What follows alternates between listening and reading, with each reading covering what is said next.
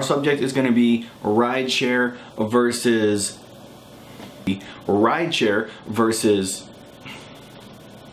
Internet, it's Aaron, your personal driver, and today our subject is going to be rideshare versus food delivery. Which one is better, which one you should be spending your time doing, and most importantly, which is most profitable. Mystro!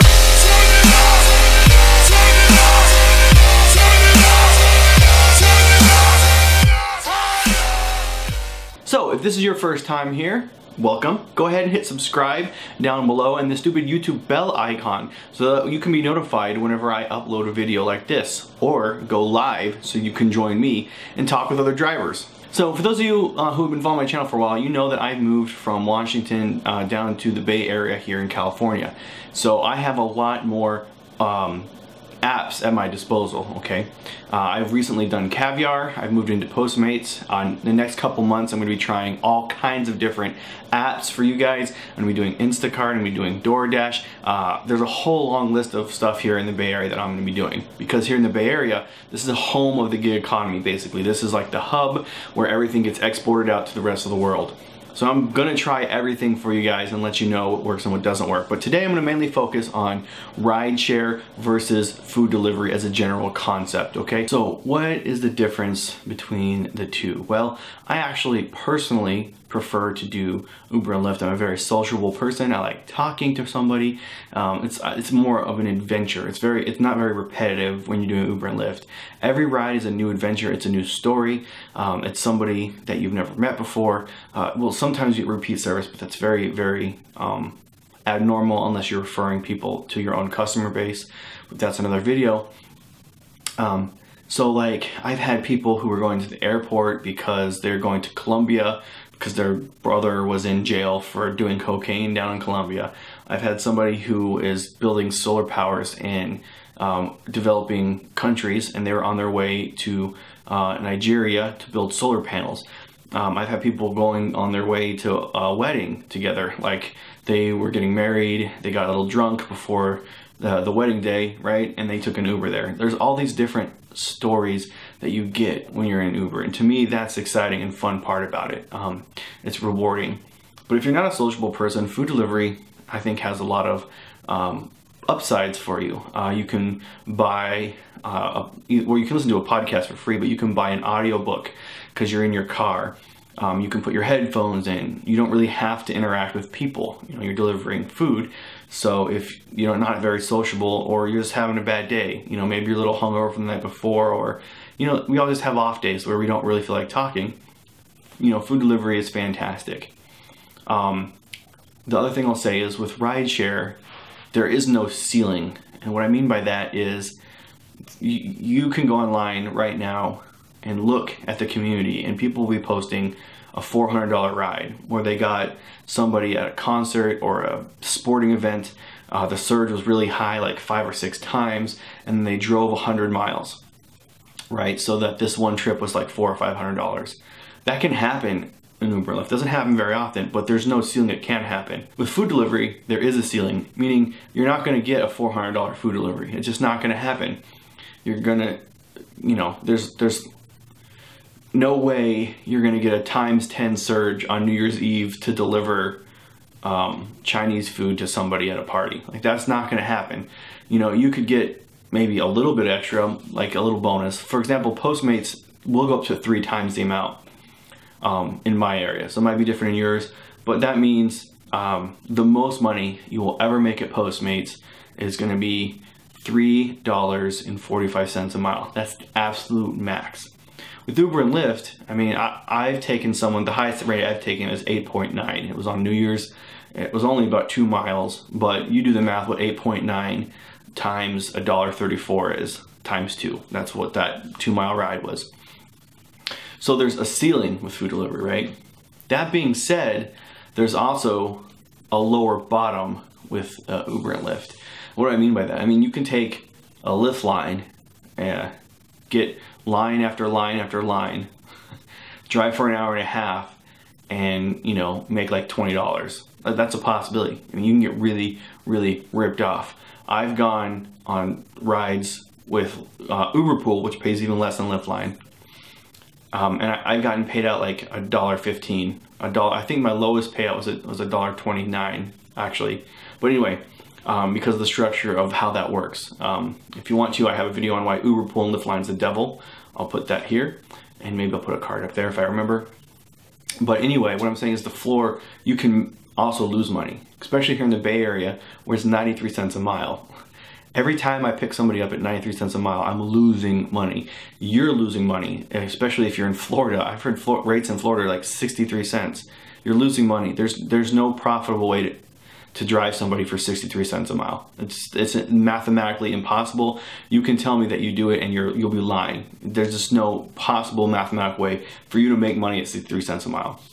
Well, food delivery, at least here in the Bay Area, it's $1.15 a mile. So that low end is much lower. So if you think about it more like less like driving and more like investment, okay, like stocks or whatever. Uber and Lyft, very volatile, very low bottoms, very high tops, up and down, up and down, up and down. Well, food delivery is much less volatile, right? It's kind of like has a range where it goes up a little and down a little, and it's like, it's right there. So, you know, if you're doing this full time as a job, you might want to think about doing more food delivery because it adds a steadier income over a long period of time. So that'll, you know, it'll help you make profit over a long period of time. If you're part-time and you just do bars and just do surge and stuff like that, you know, and you're looking to hit a home run, you know, maybe Uber and Lyft and other rideshare apps are what you're going to spend most of your time on, especially if you're doing events, concerts, you know, music venues in general. They don't have to be concerts because they just have other things. They're like festivals and stuff. Sporting events, you know, football games, that kind of thing. Okay, then your rideshare is going to be more your thing because you're only going to invest, you know, a couple hours of your day a week, and you're going to try to hit a home run, meaning you're going to try to get that, you know, 4 times surge, the 400% prime time, and that's where you're going to put all your bet in. You know, you're going to go all in on that, and that's fine. The difference is if you're doing Uber and Lyft, you have to have a clean car. You have to constantly vacuum your mats in the back seat. You have to constantly wash down the windows from finger marks, and you know, even sometimes people like, you know, put lean on their heads. They have like a face mark, or they'll get drunk and blow in the window and draw things, or kiss the window, or all kinds of dumb stuff. So you're always constantly cleaning down the windows, cleaning down the seats, and then obviously the exterior of the car has to look good. Otherwise, you're going to get no ratings. But actually don't care about ratings. What really is going to happen is no one's going to tip you. If your car is dirty, you're not getting a tip on that ride. And if you're a driver and you're wondering why you're not getting a tip, sit in your back seat and tell me if your car is clean. Can you see dirt anywhere? Not just on the floor, but on the sides and in the track on the seats and stuff like that. You really have to have your A game every single ride if you expect a tip on rideshare. The flip side of that is if you're doing food delivery, it doesn't matter. You can have other people in the car. You can have people sleeping in the car. I mean, it doesn't, trash on the floor, your seats can be nasty. If you got kids, like I do, you know, you have car seats. Sometimes you don't feel like taking the car seats out. So just leave the car seats in the back, go do food delivery, and you don't have to worry about it. That's another advantage too, because you don't have to do a lot of maintenance with food delivery. You just do it whenever you particularly feel like it. If you don't want to do this alone, if you feel scared, I'm a dude, so I don't have to worry about this. I know a lot of time females are more worried about being out and about alone, especially at night, so they want to do something, or you think it could be boring, so you want to take a friend, do a ride along. Maybe they're interested in signing up and see what you do. Well, you can't have somebody in the car with Uber and Lyft. You can, I guess, do Uber Pool and Lyft lines so that the customer won't particularly know that that person isn't on a Lyft line, they're just hanging out with your friends. But if someone gets into a car in an Uber X and your friend's in the front seat, you're going to get reported and deactivated. So you can't do that. With food delivery, I mean, you could do it with everybody. I mean, you could, if you wanted to, get all your friends in there, bring video games and have them play video games in there and laugh and scream and have a good time and deliver food. So if you want to bring someone with you for safety or for social reasons, you know, there's an advantage there to be doing food delivery. So rideshare is going to be more common apps that everyone is going to have, like Uber, Lyft. But rideshare, you know, you go pick somebody up, you drop them off at their destination, the customer pays a fee, you take a cut of that, and then the rideshare company takes a cut of that as well. Food delivery is very similar, only there's no passengers, and generally you're going less distance, right? So things like Postmates or Caviar, they send you an order, you go to the restaurant, you pick it up, you take it to wherever you're going, you drop it off, okay? Postmates is a little bit different than most food delivery because you can also get non-food items. I picked up all kinds of things other than just your traditional like #2 at a sushi restaurant or whatever. Caviar, mostly just food, but they tend to have like higher end restaurants. Like you're not gonna get McDonald's caviar runs, okay? That's not, it's like an Uber Eats staple is McDonald's. I don't know why you'd ever want to do McDonald's for food delivery, but some people do. So you tend to get tipped a little bit more often and a little bit higher on something like Caviar. Okay, also if you've been following the channel, you know that I don't like food delivery. I don't like doing it. In Washington, I never did it. People made fun of me. I made a little bit of fun of myself when I would turn on like Uber Eats and I'd do a couple different runs because it wasn't profitable. Guys, I'm here to tell you that in the day and age we live where rates are so low on rideshare, you're gonna have to add a couple more arrows to your quiver and you're gonna have to add some of these food delivery apps in. And I'll get to the specifics why. I just want to talk generally about both of them at this particular point. So in Washington, the reason I didn't do that is because the rates in Washington are very, very high. They ranged from $1.32 a mile to $1.64 a mile, okay? And when you're making that much money per mile, why would you do something like food delivery, you know, and deliver McDonald's for $1 a mile or whatever the low rates are in that area? The second thing is there aren't as many available apps, right? Postmates didn't exist at the time. It might be there now, but at the time I was working there, it wasn't there. So it wasn't even an option. And so given between Uber and Uber Eats, why would I ever take an Uber Eats? I'm losing money. And that's gonna be at the core of not only this discussion, but anytime you do rideshare, you need So I already talked about per mile and how important that is ad nauseum on this channel. I'll go ahead and put like a little link here or maybe a card up here to some of my more popular videos on the subject. But basically what you need to do is you need to figure out how much it costs you to operate your vehicle at 1 mile. And then you need to know how much you're being paid by Uber or Lyft or Postmates or any of these other apps to drive 1 mile. Because you have to maximize the amount of money you're making per mile because you're constrained by time and customer base, right? Because you can't just do like 10 Uber trips in an hour. There's a maximum amount, there's a ceiling that you're gonna hit, you can't get past it. So in order to make more money, you can't add volume, it's an impossibility. You have to add profitability, you have to add additional money per mile. And that's where the core of this debate between rideshare and food delivery meets, right? Because you have to figure out how much it costs to operate and then basically who's going to pay you more. Because right now, at least in my market where I'm in, it's equally busy to do rideshare and do food delivery. And I know food delivery is new in your area, maybe the business isn't there, but it will be. Pretty soon, all delivery from any restaurant will be done via an app. That's just the way it's going to be moving forward. Well, until robots take our job, but that's another video. In Washington, it didn't make any sense to do food delivery because you weren't making any money. You made so much money in rideshare. But here in the Bay Area, it's like a flippening, okay? So right now the rates for Uber and Lyft in the East Bay, which is where I live, is 92 or 93 cents a mile, okay? I make less than $1 a mile. So most rideshare cars cost about 30 cents a mile to operate. Now I actually lucked out to have an electric car and so my per mile rate is like literally 12 cents. Like it's between 10 and 12 cents a mile and that is because I have a loan on the car. Once I pay the car off, I finish paying it off, I will be operating around 7 cents a mile to operate my vehicle. So for me, even at 93 cents, I can still make a little bit of profit. But for you, unless you have an electric car or a really, really, really old, cheap car, right, you're gonna just lose so much money driving because you're doing 30 cents a mile. And at 93 cents a mile, which is what they pay me, so Uber takes 25% of that. You still have to save money for taxes. Minus that 30 cents, you're looking at doing basically a 10 to 15 cent profit on that 93 cents a mile.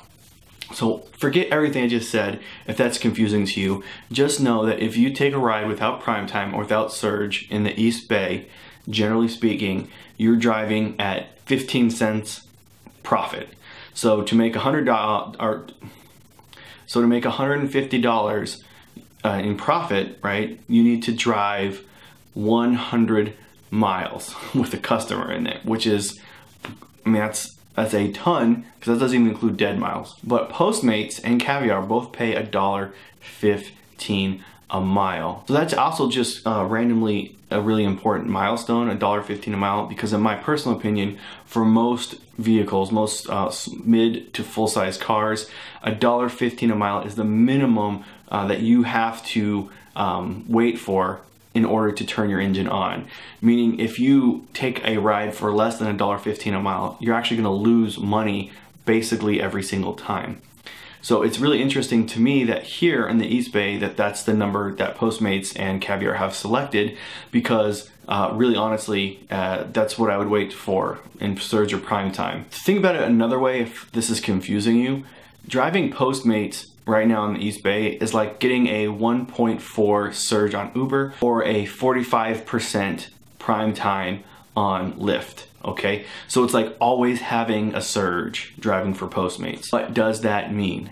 What that means is I will never turn on my Uber or Lyft app until there's at least a 1.4 surge or 5% prime time, because I will make more money doing food delivery.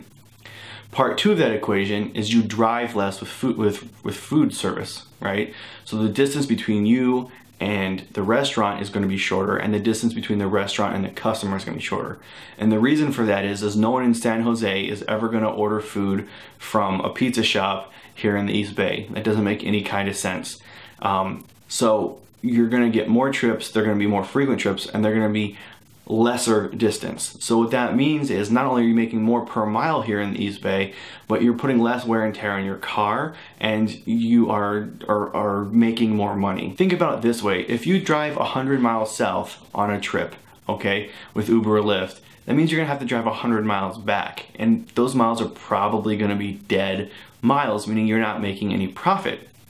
But doing food delivery, if you drive 100 miles, it's all going to be in one enclosed area here, close to where you're working, and there's going to be a much like reduced, lower amount of dead miles. Now let's talk about tipping. Okay, so tipping is important because you drive 0 miles for a tip. Okay, Uber doesn't take a cut. Okay, Postmates doesn't take a cut of your tips. So tipping is very important in our industry because you make so little money that tipping not only puts extra money in your pocket, but increases your profit by so much. Like if you do a $5 minimum ride, you know, Uber is going to take their money. You're going to get paid $3.50. So that sucks. But if someone gives you a $5 tip, basically that's like you did, you know, a ×3 or 300% prime time, right? That $5 tip. So a lot of people who do this full time will do between like 100 and 120 rides. And if they can average $1 a ride, that's $100 extra a week. So every month that's $400 extra they're making in income. So that increases your profitability so much. And especially on Uber, nobody tips. Lyft is a little bit better than Uber because tipping has been around for a while, so it's more ingrained in the Lyft culture. But more and more people are using both, so there isn't like this group of Lyft and group of Uber drivers like there used to be. Now most customers are using both, and so overall tipping has gone down as more and more customers use both apps. But that being said, I still find that Lyft generally tends to tip more. But food delivery is not even close. You get way more tips with food, and I don't know if it's just because people have been used to tipping the pizza man for so long, but it's crazy to me that you deliver a sandwich, like a ham sandwich, to a customer and they'll tip you without thinking. But you take that same person and their kids and their spouse to the airport and they won't tip you, even though you'd think that they valued their family more than a ham sandwich. But for whatever reason, they don't. I don't know why that is. I don't know what the thinking behind that is. But yeah, you drive someone safely to a destination, no tip. You deliver them a pizza and they'll throw you $5. I don't know what that is. So in conclusion, you definitely should download some of these food delivery options, diversify your game a little bit, mix it up a little bit, and try to capitalize on as much money as you can. So don't forget, every Friday and Saturday at 10 p.m. Pacific Standard Time, I do live ride-along driver streams where you can join me in my car when I'm doing these Uber, Lyft, and Postmates deliveries, and you can chat with other drivers who are also watching me, so I'd love to see you guys then.